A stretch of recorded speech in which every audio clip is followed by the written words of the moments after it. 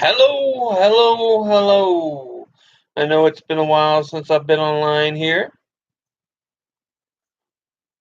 or really had any kind of schedule to be honest, but going to hopefully sort of resolve that here in a bit. Going to do these lives for a bit. Monday, Wednesdays, and Fridays.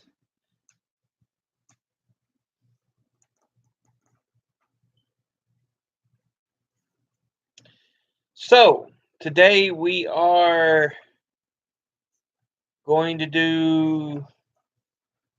I'm trying to find the chapter here. I know we finished chapter 1 on the Neolithic period. I was going to begin chapter 2.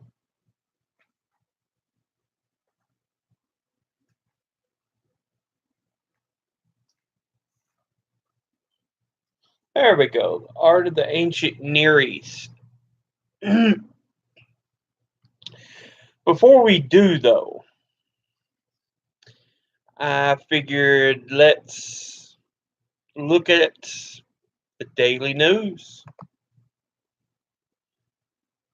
The news.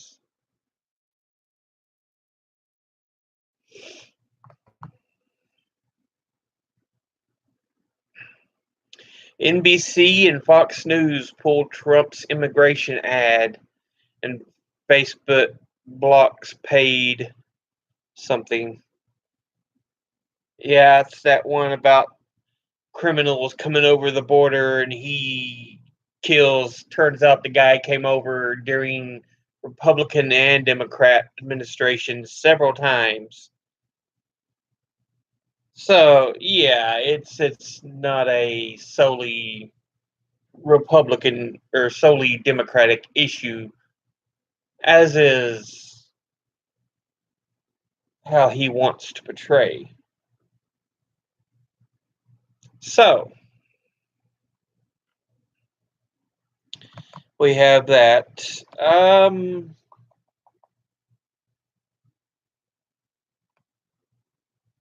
News should make you uncomfortable.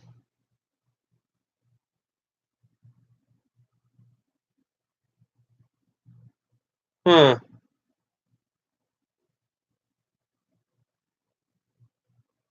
I don't know if it should make you uncomfortable. It should make you aware. I mean, aware of everything. Because there does tend to be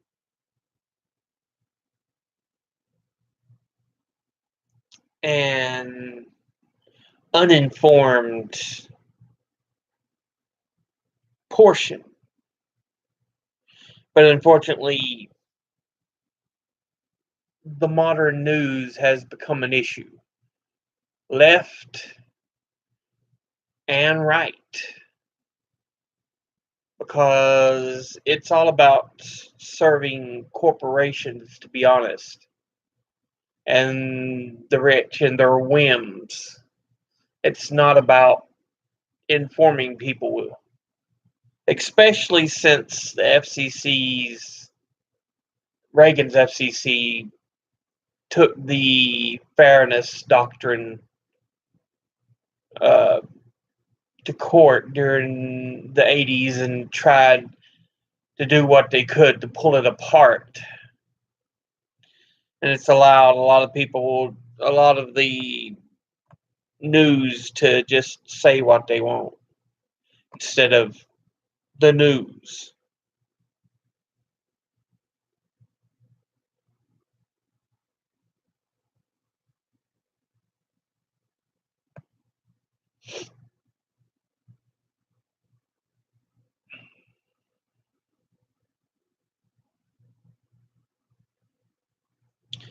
There's information on the migrant caravan that's become so big. And honestly, it's not worth that kind of attention.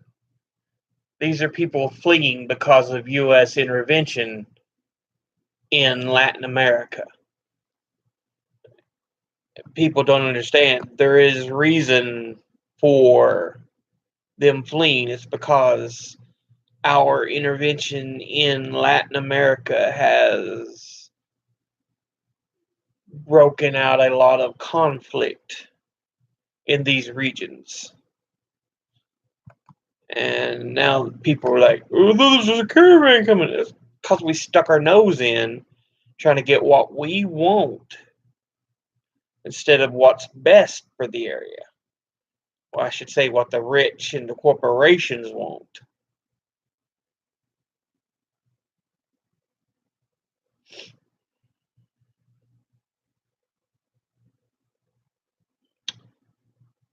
Let's see.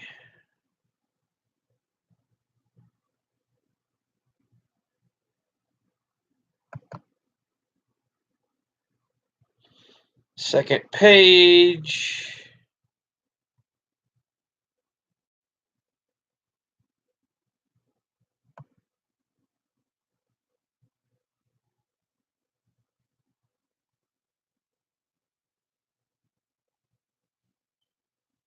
It's really good news, said report co-chairman Paul Newman, chief Earth scientist at NASA's Goddard Space Flight Center, that the Earth's ozone layer is healing.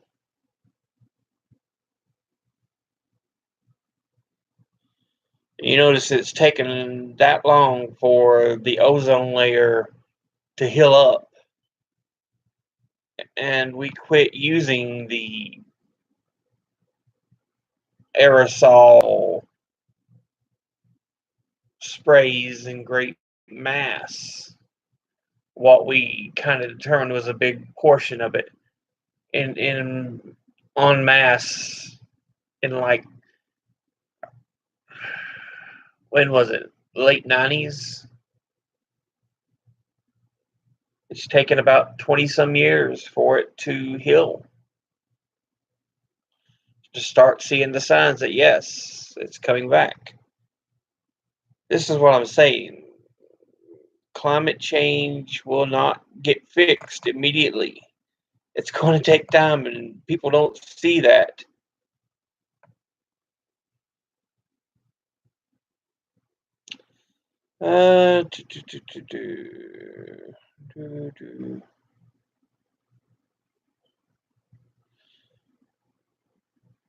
Apparently, Trump's attempt to visit Pittsburgh was blocked by protesters who said, "We don't want you here unless you start acting civil." And it forced them to go another way around.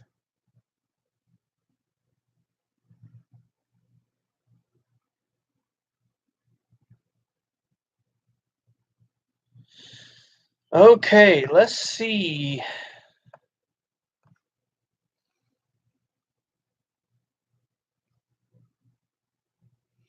Of course, the Red Sox won the World Series.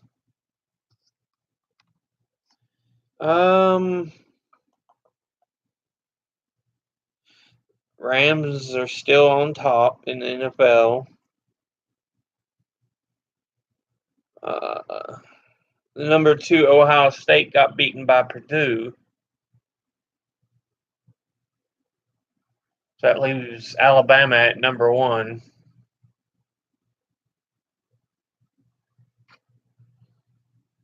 Let's go on and look at the science. Blinded me with science. Science. Yep. Let's see.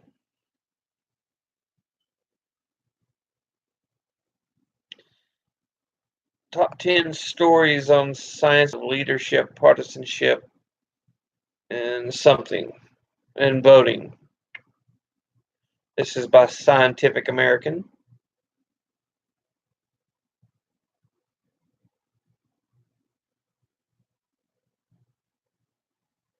A decisive experiment for science is going to take place on November 6th, in which millions of American voters are expected to participate. With early voting already begun in some states, the midterm election will determine whether Democrats or Republicans will control each of the two chambers of Congress, and will have the task of checking or supporting President Trump's agenda for the rest of his term. Science is at the core of several of the most divisive issues voters will weigh in on. During the past several months, Scientific American has been digging not only into the details of these issues, but also the nuances of their politics. Below is a roundup of some of our most important coverage.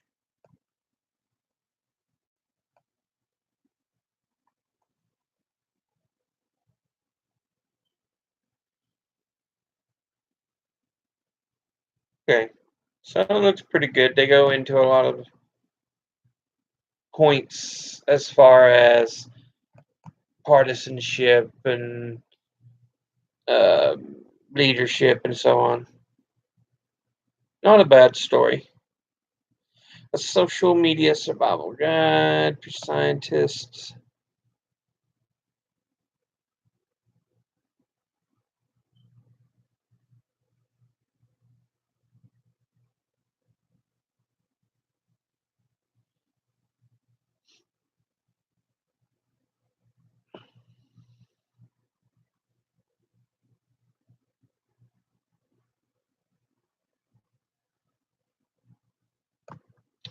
Let's see what's on the second page.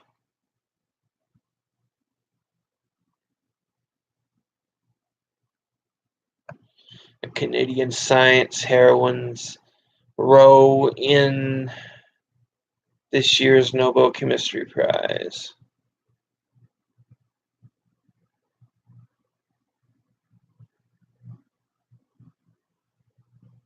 Represents insight into the rules that organize the universe.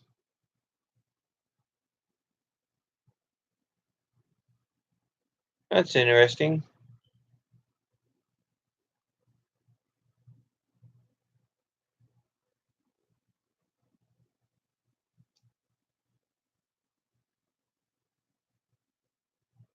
Let's see.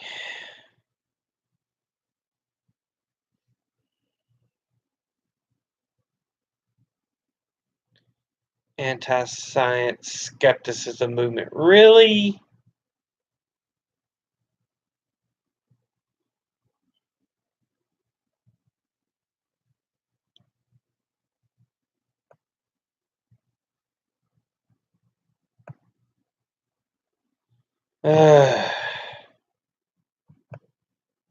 Now, this story.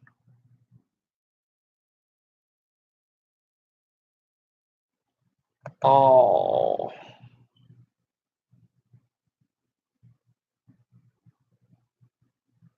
try that link again.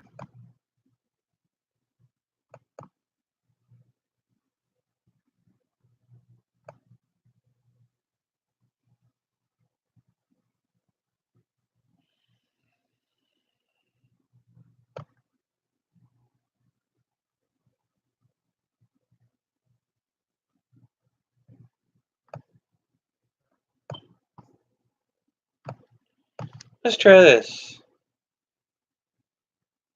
Today. I think that's why I wasn't getting anything. What happened today in history, November the 5th?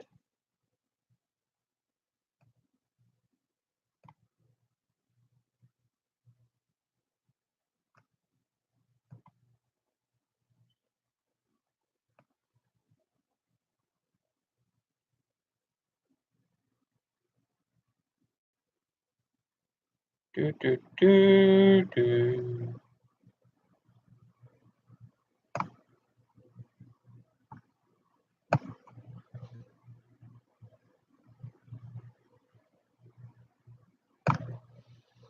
It may have been tomorrow that we have Guy Fawkes Day. I'm remembering it's either the 5th or the 6th. Remember the something of November, the gunpowder, the something, the plot. It's a little kid's rhyme to remember Guy Fawkes Day when they tried to blow up Congress. Not Congress, but Parliament. My apologies. Today in 2009, an Army major kills 13 people in the Fort Hood shooting spree. Do, do, do.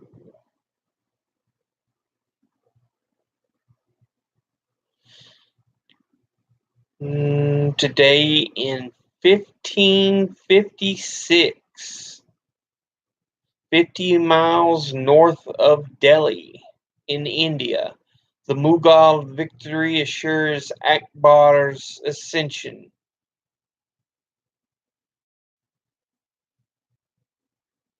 Who apparently was 14 at the time and proclaimed emperor.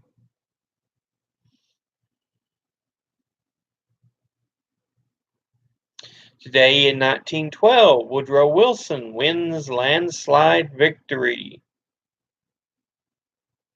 which I believe is the one Teddy Roosevelt tried to run again as the Bull Moose Party. And, oh goodness, what's his name? His successor tried to run for re-election, but of course Woodrow Wilson won. William Howard Taft, that's it.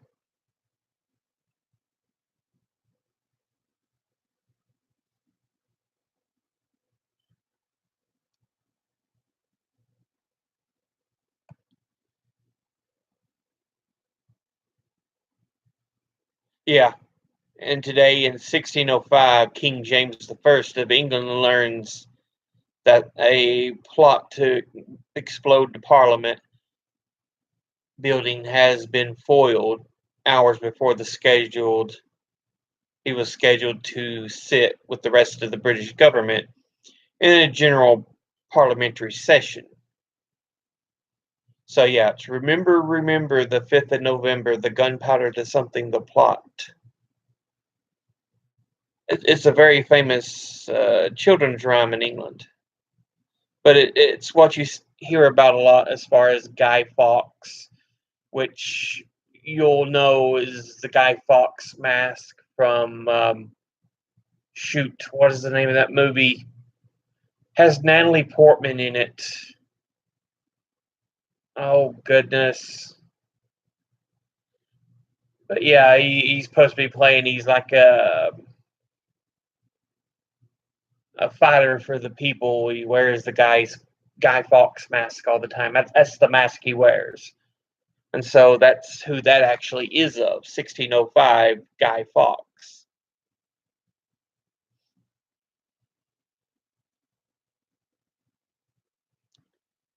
Uh, do, do, do.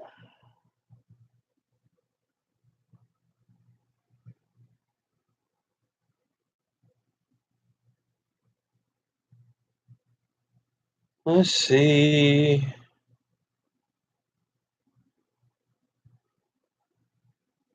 Today in 1968, Nixon wins the presidential election. So Woodrow Wilson, Richard Nixon. Today in 1994, George Foreman becomes the oldest heavyweight champ in history. I remember that, 1994. I remember watching that. He knocks out Michael Moore, become the oldest heavyweight champ in the history of boxing.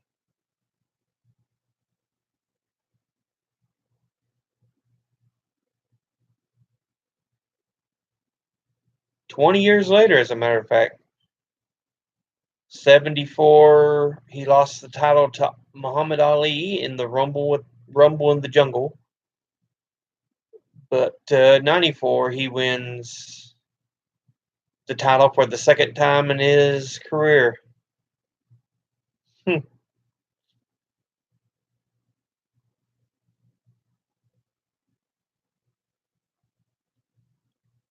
Today in 1862, 300 Santee Sioux sentenced to hang in Minnesota.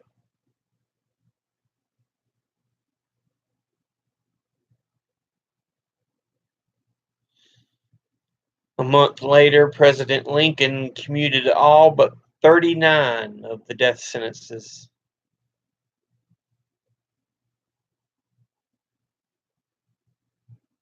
They were found guilty of raping and murdering Anglo settlers.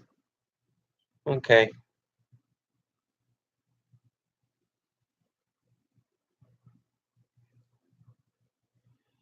Um, Writers.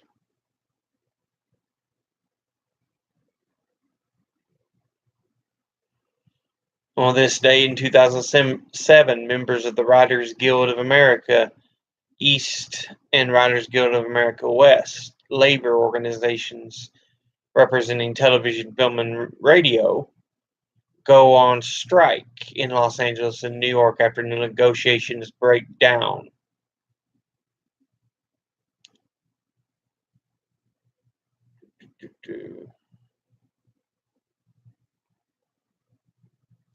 And today in 1862, Abraham Lincoln removes General George McClellan as commander of the Army of the Potomac, the Army of the North, which I think he replaces them with Ambrose Burnside, if I remember right. I think it goes, it may not be Burnside, but there's a second general in there, and then you get General Grant.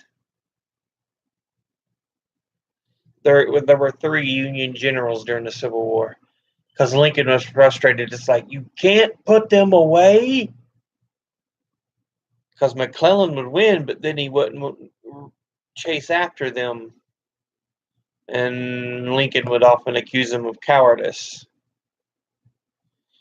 But there's your news, your sports, your science, and history. Seems November 5th today is pretty prominent in history. Yeah. Once again, remember the 5th of November, the gunpowder, the something, the plot. I can't remember the full rhyme, but yeah. Anyway, we have that out of the way. I do want to mention tomorrow, for the American audience, is Election Day. Go vote. Whether you are Republican or Democrat, go vote. While I'd much prefer Democrats win over Republicans, because Republicans are by far the worst choice. Don't get me wrong, Democrats aren't much better, but at least they give some credit in areas where Republicans would never consider it. In the long run, they're both puppets for the rich, but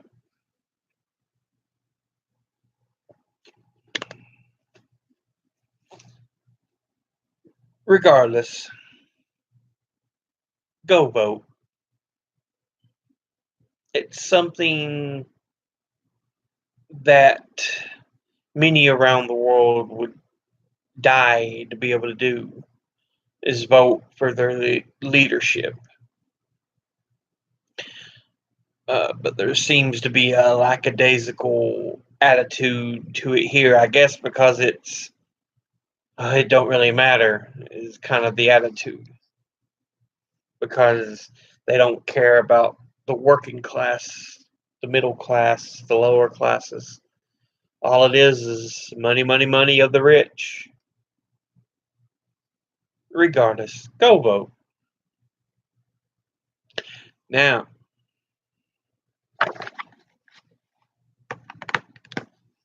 art history. The last thing we had on this, the last Monday I did it, was the end of chapter 1. We are officially on chapter 2, starting today. Here they show a picture of the stele of Naram Sin, Sipar, found at Susa. Naram Sin, from around 2253 to 2218 BCE is when he ruled. It's made of limestone and is 6 foot 6 inch in height, and it's at the museum, the Louvre Museum in Paris. I was about to try to pronounce that. Musée de Louvre. Anyway, as you can see right here, there it is. But anyway, yeah. Okay. In public works such as this stone stele, upright stone slab, the artists of Mesopotamia developed a sophisticated symbolic visual language, a kind of conceptual art that both celebrated and communicated the political stratification that gave order and security in their world. Akkadian ruler Naram Sin, who ruled from 2254 to 2218 BCE, is pictured proudly here in the stele.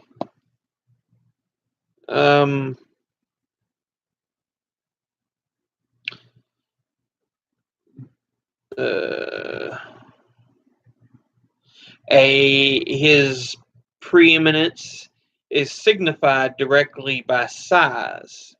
He is by far the largest person in this scene of military triumph,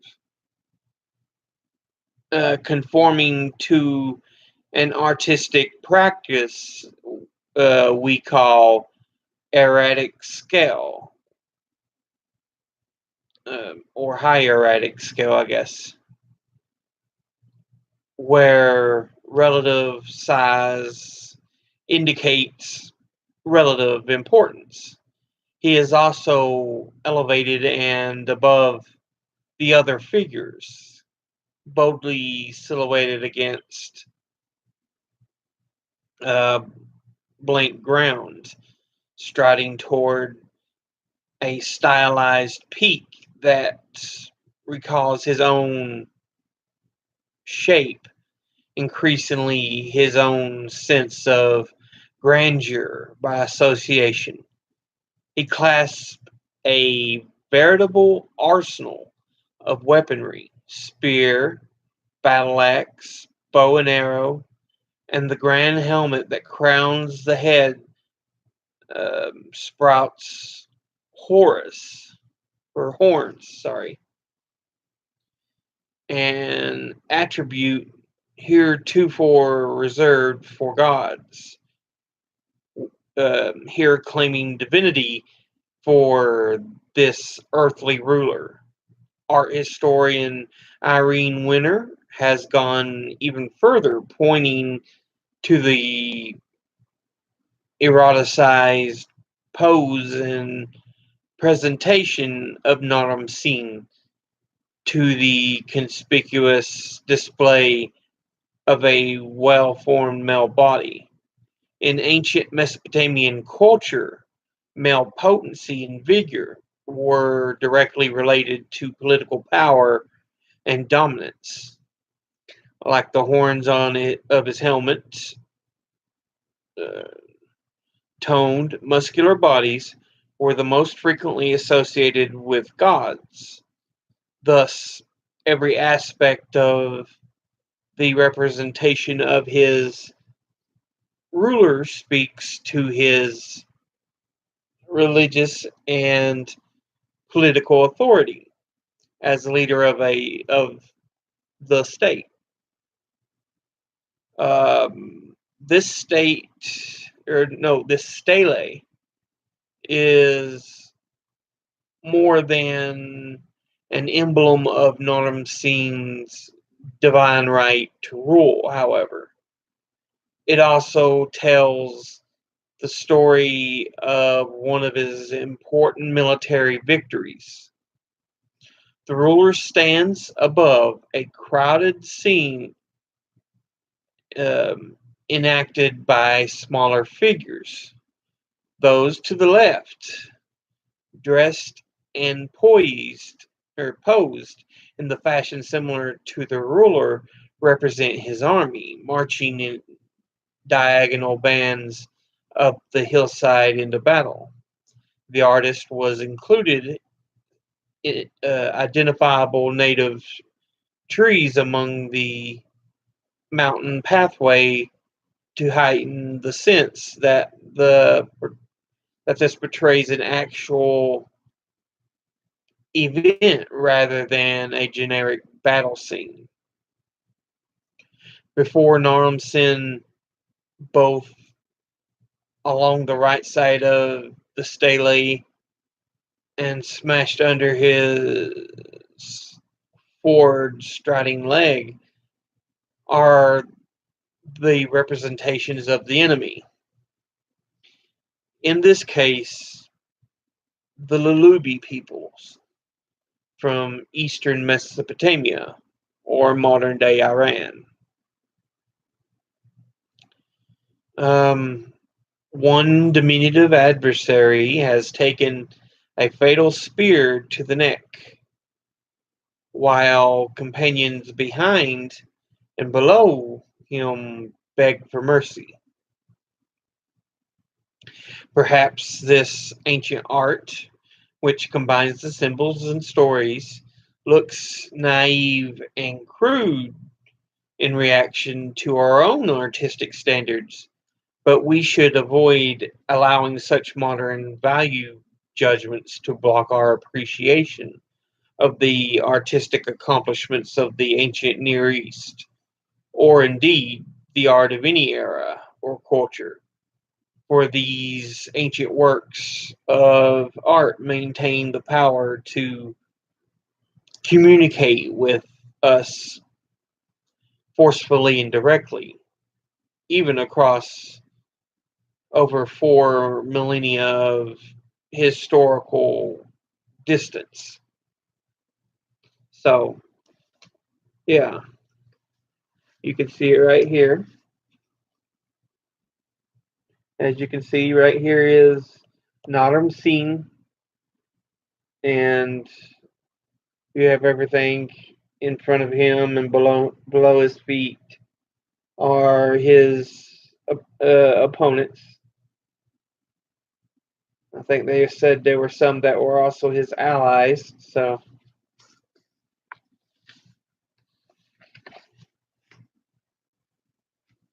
and it was a good example of Mesopotamian art. Now, the Fertile Crescent in Mesopotamia.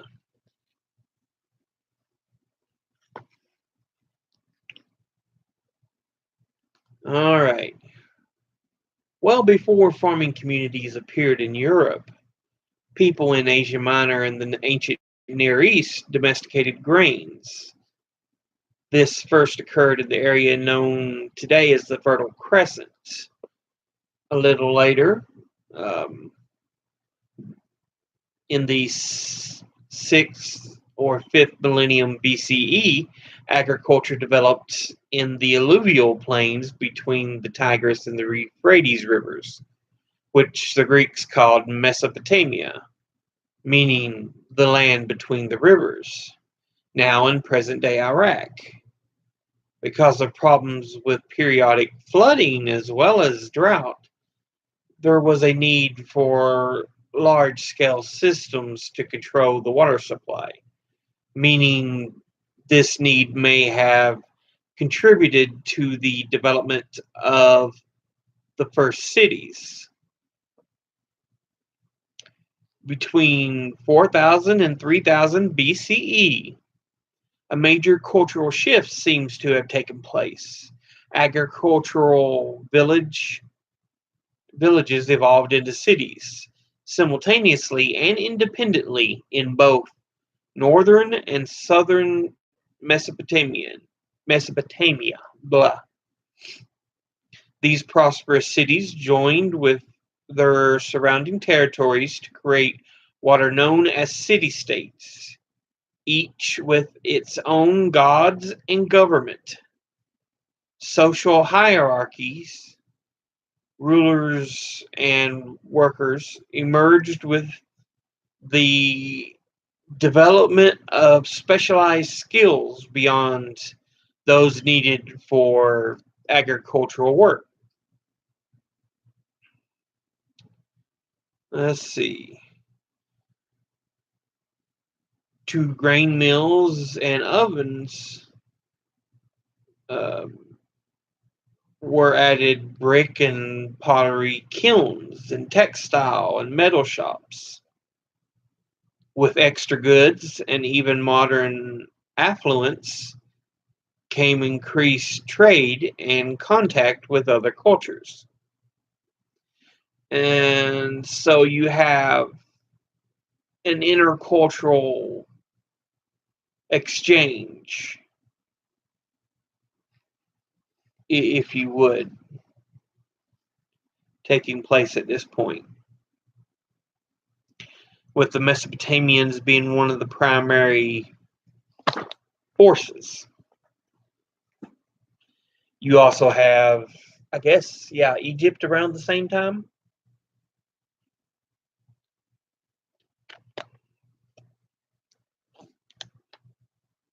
So yeah, like I said, you have the cultural exchange going on.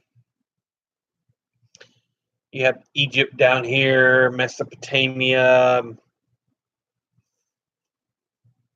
I think they said there was an ancient group that developed in Europe. I can't think of their name though. I believe it said it was around modern day Hungary.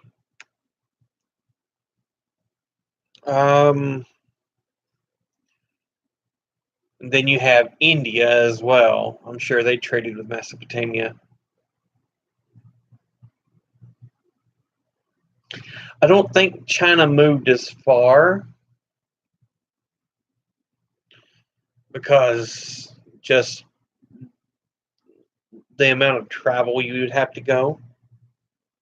Of course, could be wrong, but you have India going to China and Mesopotamia visiting with India and Egypt and a spot in Europe.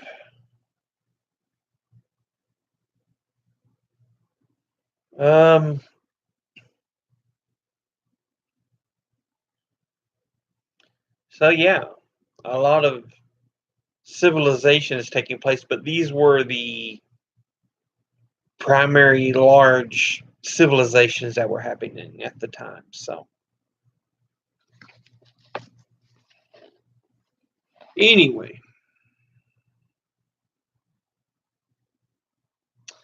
builders and artists labored to construct large temples and government buildings. Organized religion played an important role for the people who controlled rituals and sacred rites, eventually became priests.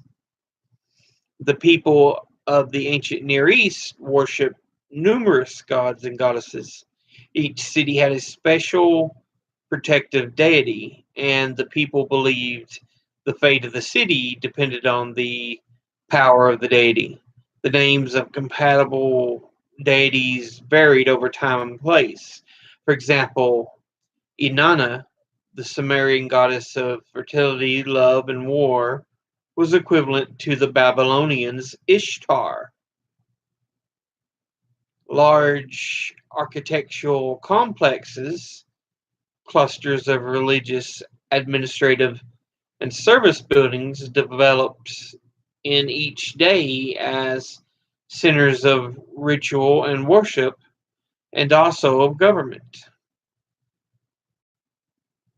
Although the stone free alluvial plain of southern Mesopotamia was prone to floods and droughts, it was a fertile bed of agriculture and successive interlinked societies. But its wealth and agricultural resources, as well as a few mutual defenses, made Mesopotamia vulnerable to political upheaval. Over the centuries, the balance of power shifted from north and south and between local powers and outside invaders. First, the Sumerians controlled the south, filling their independent city states with the fruits of new technology, literacy, and impressive art and architecture. Then they were eclipsed by the Akkadians, their neighbors to the north. When invaders from farther north in turn conquered the Akkadians, the Sumerians regained power locally.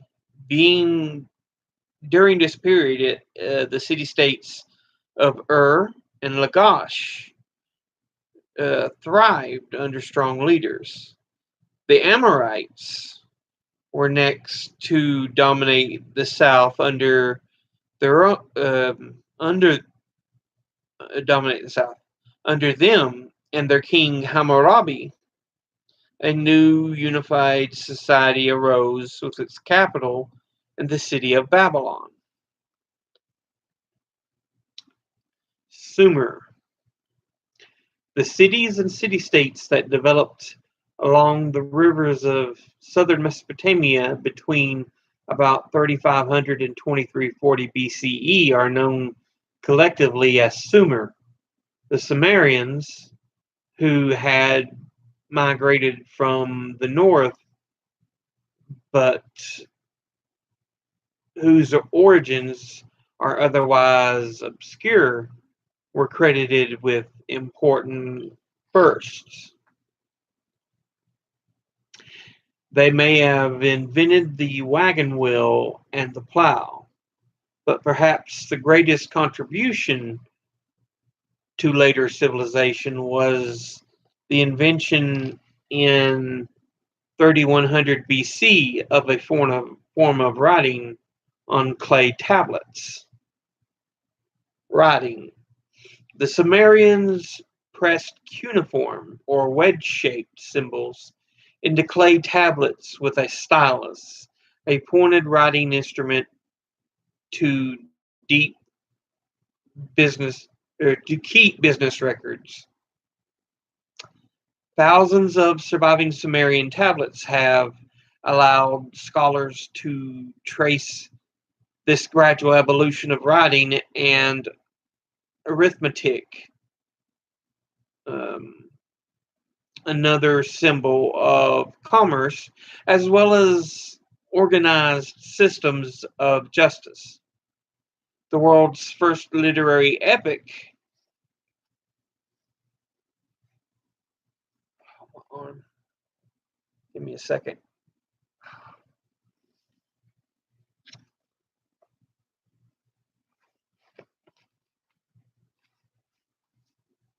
The world's first literary epic also has its origins in Sumer, although the fullest surviving version of this tale is written in Akkadian, the language of Sumer's neighbors to the north.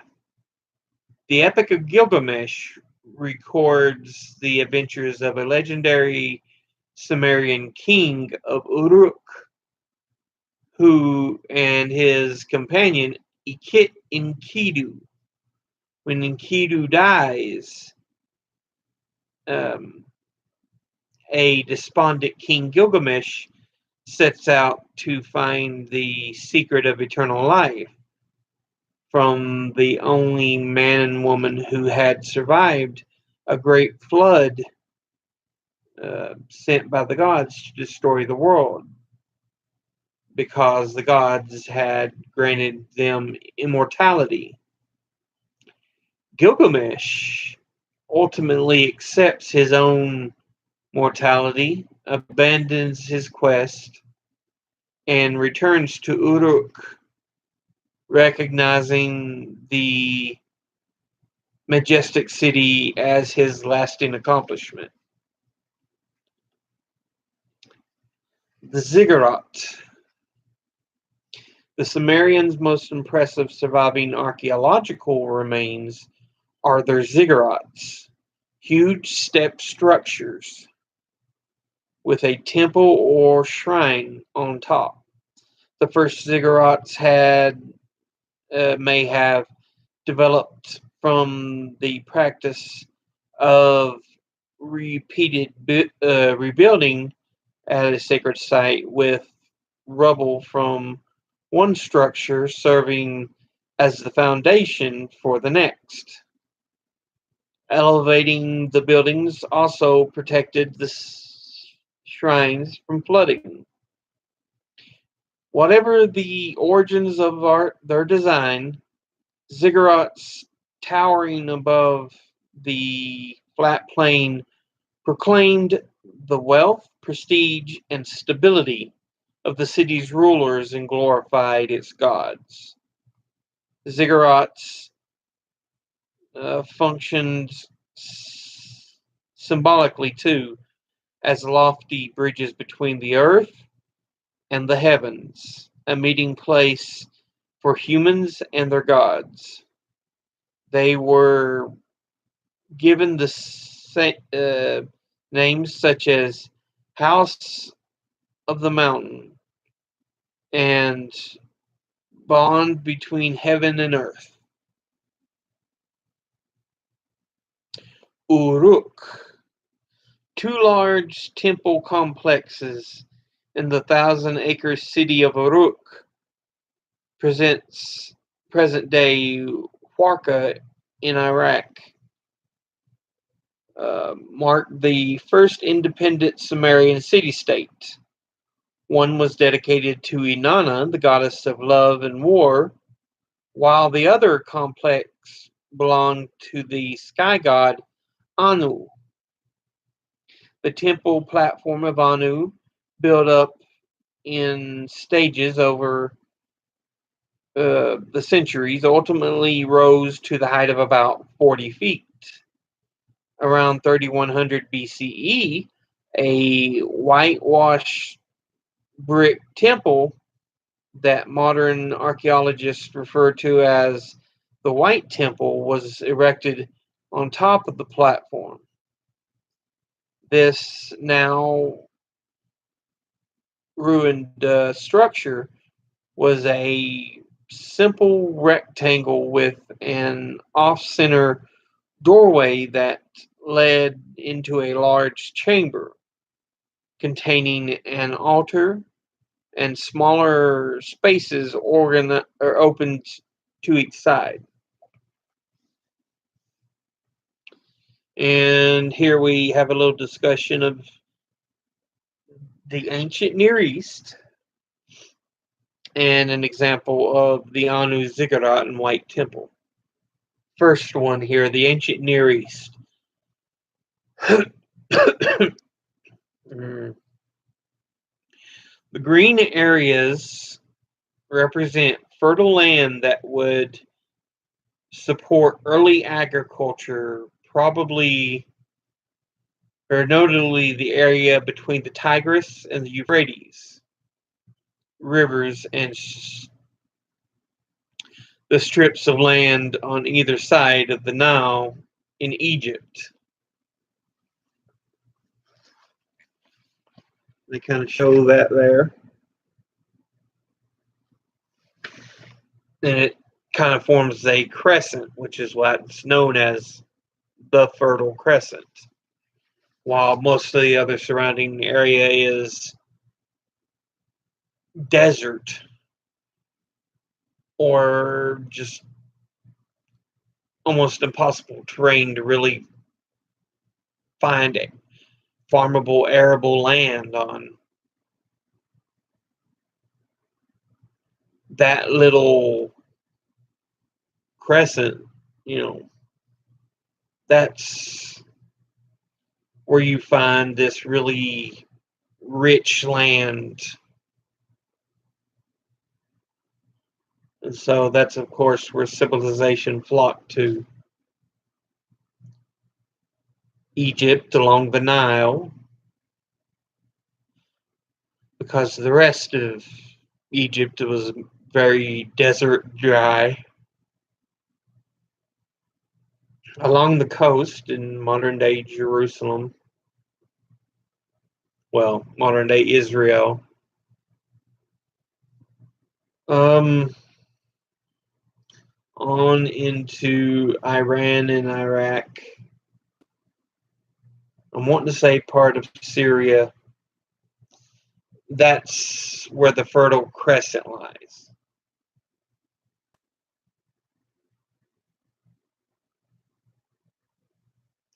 So, yeah. And then down here at the bottom, the ruins and plan of the Anu Ziggurat and the White Temple. It was in Uruk, which is present-day Warqa, Iraq, circa 3300 to 3000 BCE. Many ancient Near Eastern cities still lie undiscovered. In most cases, an archaeological site in a region is signaled by a large mound known locally as a tell, tepe, or huyuk that represents the accumulated debris of generations of human habitation. When properly excavated, such mounds yield evidence about the people who inhabited the site. And here we have a look at Anu's, what was it? Anu Ziggurat and the White Temple.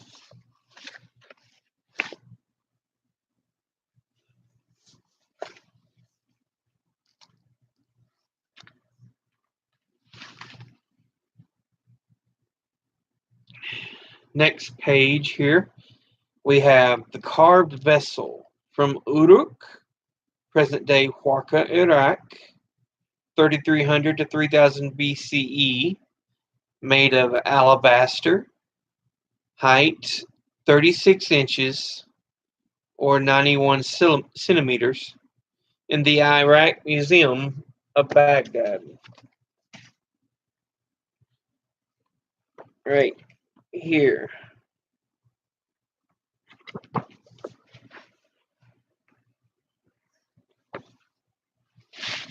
Here at the top,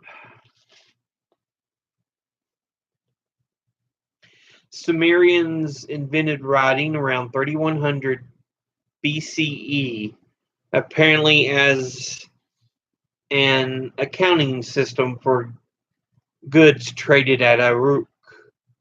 The symbols were pictographs, simple pictures cut into the moist clay slabs with a pointed tool. Between 2900 and 2400 BCE, the symbols evolved from pictures into a writing system as we know it today. During the same centuries, scribes adopted a stylus or writing tool with one triangular end and one pointed end that could be pressed easily and rapidly into a wet clay tablet to produce cuneiform writing. These drawings demonstrate the shift from pictographs to cuneiform. The 3100 BCE drawing of a bow, which means bread or food, was reduced to a four-stroke sign by about 2400 BCE. And by about 700 BCE to a highly abstract arrangement of vertical marks. By combining the pictographs and later cuneiform signs, writers created composite signs. For example, a combination of the signs for head and food means they're meant to eat.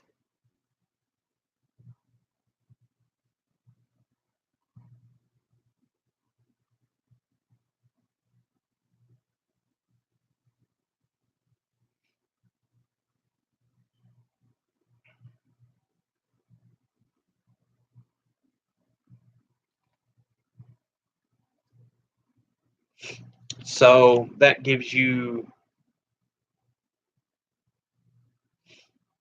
my nose feels so dry for some reason.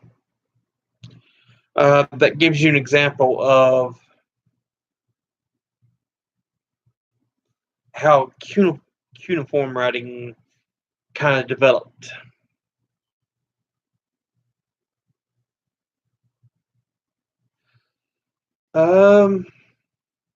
Statues of gods and donors were placed in Sumerian temples. A striking life-size marble face from Uruk may represent a goddess. It could have been attached to a wooden head on a full-size wooden body. Now stripped of its original paint, wig, and the inlay set in for the brows and eyes, it appears as a stark white mask. Shells may have been used for the whites of the eyes and lapis lazuli for the pupils, and the hair may have been gold. A tall vessel of carved alabaster, a fine white stone, found near the temple complex of Inanna at Uruk, shows how early Mesopotamian sculptors told stories in stone with great clarity and economy.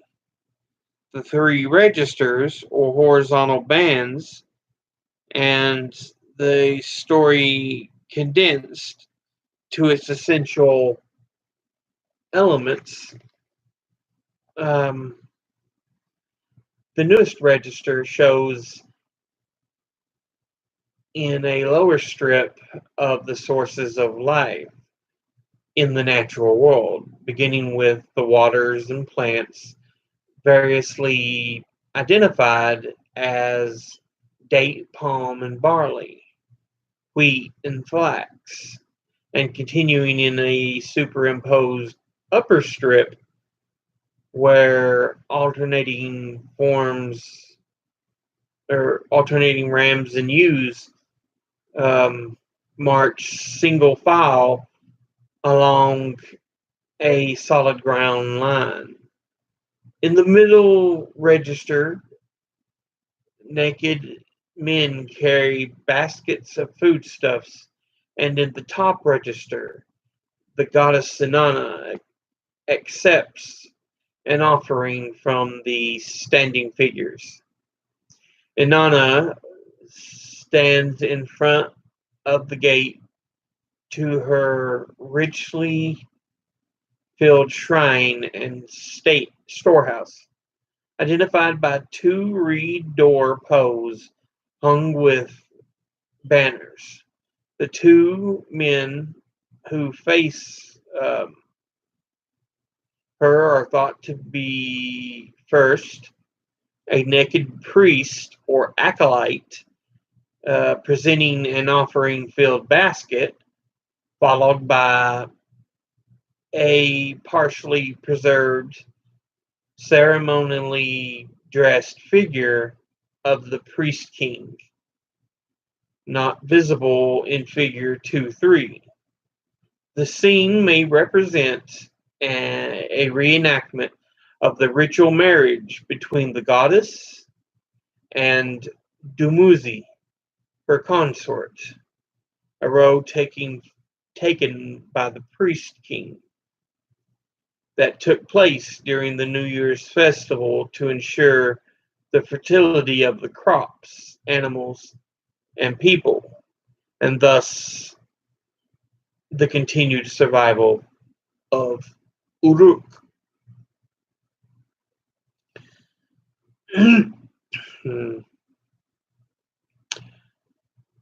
Now, down here we have a picture of votive figures from the square temple Eshnunna, present day Tel Asmar in Iraq, circa 2900 to 2600 BCE, made of limestone, alabaster, and gypsum. Height of the largest figure approximately 30 inches or 76.3 centimeters. It's in the Oriental Institute of the University of Chicago. Here's that picture.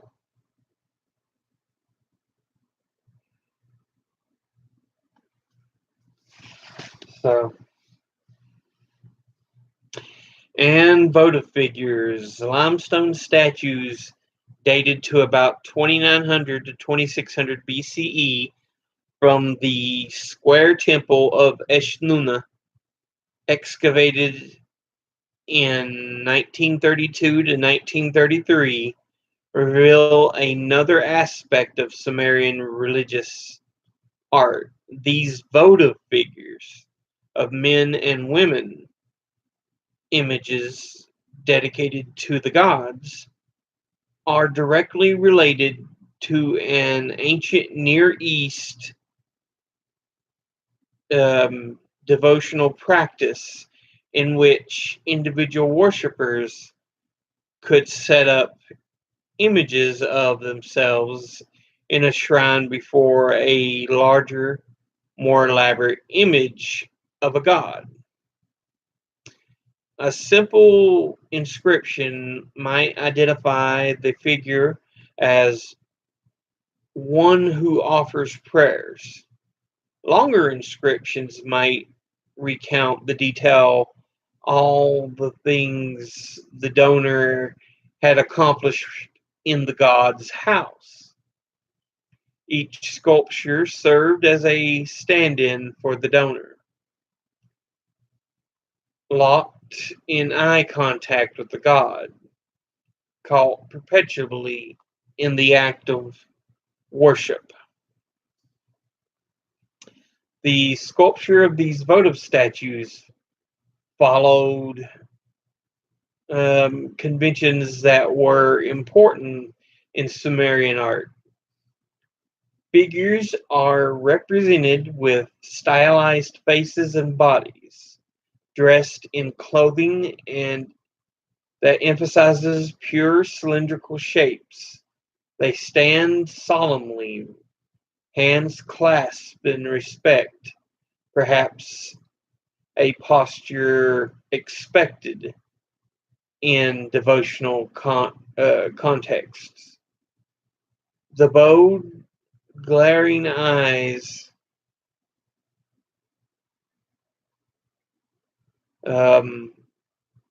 may be related to statements in contemporary Sumerian texts that advise worshippers to approach their gods with an attentive gaze.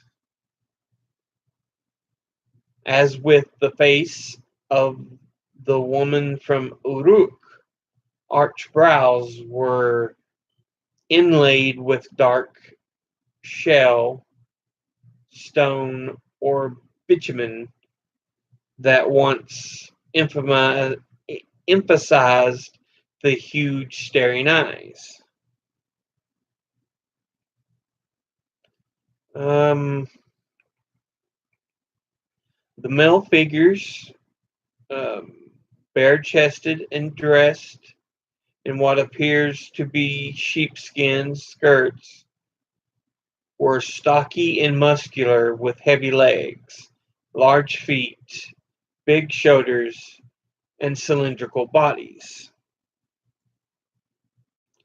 The female figures are as massive as the men. Their long sheepskin skirts reveal sturdy legs and feet. Sumerian artisans worked in various precious metals and in bronze, often combining them with other materials.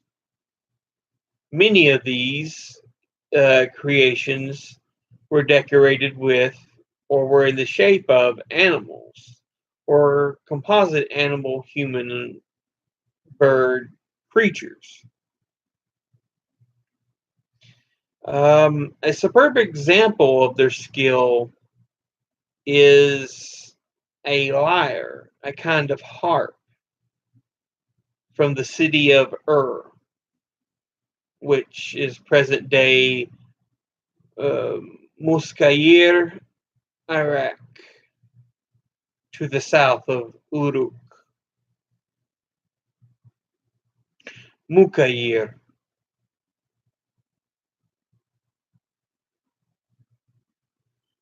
In Iraq. Okay. This combines wood, gold, lapis lazuli, and shell. Projecting from the base is a wood sculpted head of a bearded bull overlaid with gold, intensely lifelike despite the decoratively patterned blue beard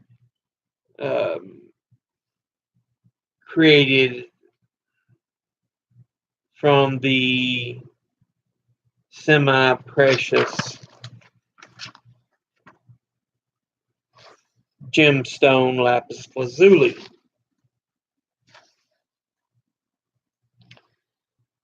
Had to be imported from Afghanistan.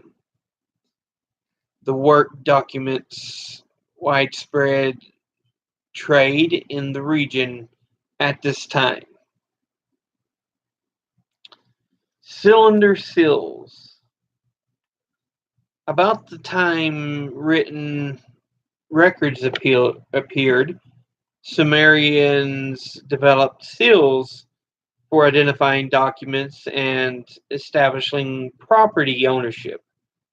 By 3300 to 3100 BCE, record keepers redesigned the stamped seal as a cylinder, rode across documents on clay tablets or over the soft clay applied to a closure that needed sealing. A jar lid, the knot securing a bundle, or the door to a room. The cylinders left a raised mirror image of the design incised into their surface. Such sealing attested to the authenticity or accuracy of a text, or assured that no unauthorized person would gain access to a room or container. Sumerian cylinder walls, usually less than 2 inches high, were generally made of hard stone so that the tiny but elaborate incised scenes would not wear away during widespread or repeated use. My apologies. Individuals often acquired seals as signs of status or on the appointment of a high administrative position, and the seals were buried with them along with other important possessions. The lapis lazuli cylinder seal is one of over 400 that were found in excavations of the royal burials at Ur. It comes from the tomb of a royal woman known as Puabi and was found leaning against the right arm of her body. The modern clay impression of its incised design shows two registers of a convivial banquet at which all the guests are women, and fringe skirts along with the fringe skirts and long hair gathered up in buns behind their necks. Two seated women in the upper register raise their glasses, accompanied by standing servants, one of whom, at far left, holds a fan.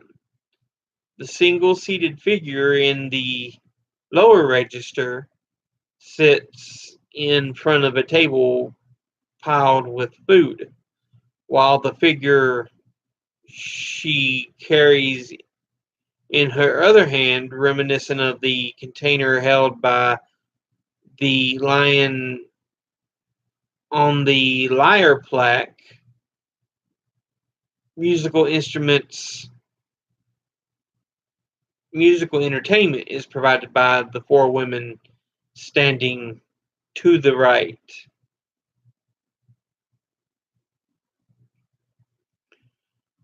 The next section is going to be on Akkad. And at that, I'm going to go ahead and stop there for today.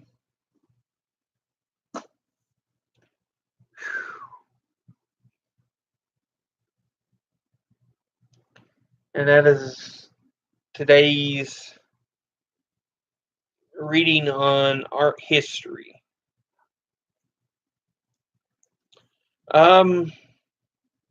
But like I said before, remember, for the American audiences, we have elections tomorrow, midterms. Whether you're Republican, Democrat, Independent, go out and vote. Like I said, I'd much rather see a Democrats take control of the House and Senate. I just see them taking control of the House, however. But go out and vote. It's something not everybody gets to do.